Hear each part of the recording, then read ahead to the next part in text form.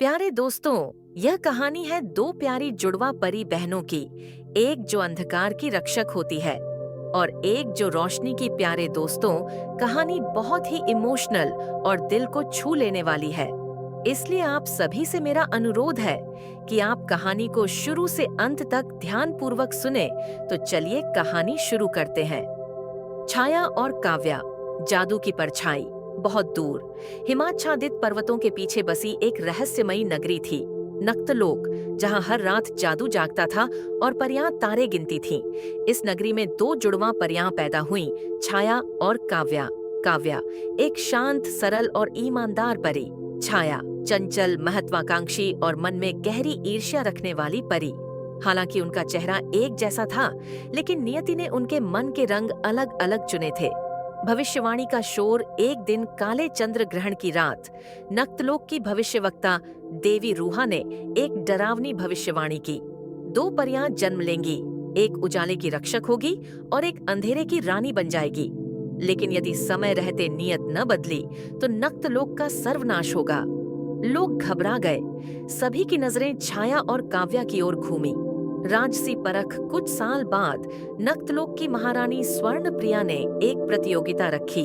जो परी सबसे अधिक सच्चे मन से सेवा करेगी, उसे नक्तलोक की अगली संरक्षिका बना दिया जाएगा। काव्या ने बच्चों की मदद की, बीमारों की देखभाल की और पेड़ों में जादुई जीवन लौटाया। छाया दूसरी ओर दिखावे के काम करती रही, लेकिन अंदर ही अंदर उसने एक घातक योजना बना ली थी। धोखा और बंदी गृह प्रतियोगिता के अंतिम दिन काव्या जब ध्यानमग्न अवस्था में ध्यान कर रही थी, छाया ने उसे सोने की जंजीरों से बांध दिया और उसकी जगह स्वयं बनकर प्रतियोगिता में शामिल हो गई। लेकिन उसे नहीं पता था कि काव्या की आत्मा अब भी जादू से जुड़ी थी और वह धीरे धीरे हर चीज देख रही थी। काले जादू का खुलासा। अंतिम परीक्षा में महारानी ने दोनों परी, असल में एक ही छाया को बुलाया और उन्हें एक काले गुलाब का पौधा सौंपा। कहा गया, जो इसे प्रेम से सींचेगा वही इसका उजाला देखेगा।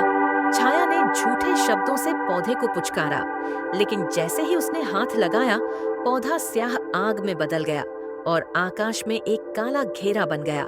महारानी चौंक गई। तुम छाया हो और काव्या कहाँ है? तभी अचानक आकाश से एक प्रकाश पुंज उतरा, काव्या की आत्मा जो जंजीरों को तोड़ चुकी थी। रहस्योद्घाटन। काव्या ने सभी को बताया कि छाया ही वह अंधेरे की रानी बनने जा रही थी, जिसके बारे में भविष्यवाणी की गई थी। लेकिन काव्या ने कहा, अगर छाया अपने भीतर के अंधकार से लड़ना चाहे तो मैं उसे माफ करूंगी। छाया की आंखों से आंसू बह निकले। वह बोली, मैं बस सबसे आगे निकलना चाहती थी। मैं नहीं चाहती थी कि मुझे कोई कमजोर समझे, लेकिन अब मैं समझ चुकी हूँ कि ताकत सच्चाई और प्रेम से मिलती है। उजाले की जीत। छाया ने अंधेरे का ताज फेंक दिया और महारानी से क्षमा मांगी। महारानी ने उसे 1 वर्ष के लिए अंधकार के द्वार की रक्षक बना दिया, जहां वह हर दिन खुद से लड़ती और दूसरों की रक्षा करती। काव्या बनी नक्तलोक की प्रमुख संरक्षिका, प्रकाश और न्याय की देवी। हर व्यक्ति के भीतर अंधकार छिपा होता है। फर्क सिर्फ इतना है कि कौन उसे पहचान कर उजाले को चुनता है। काव्या अब नक्तलोक की संरक्षिका देवी बन चुकी थी और छाया पश्चाताप की राह पर अंधकार द्वार की रक्षक बनी थी। सब कुछ शांत लग रहा था, लेकिन अंधकार की गहराइयों में कुछ अधूरा, अनजाना और खतरनाक अब भी जीवित था।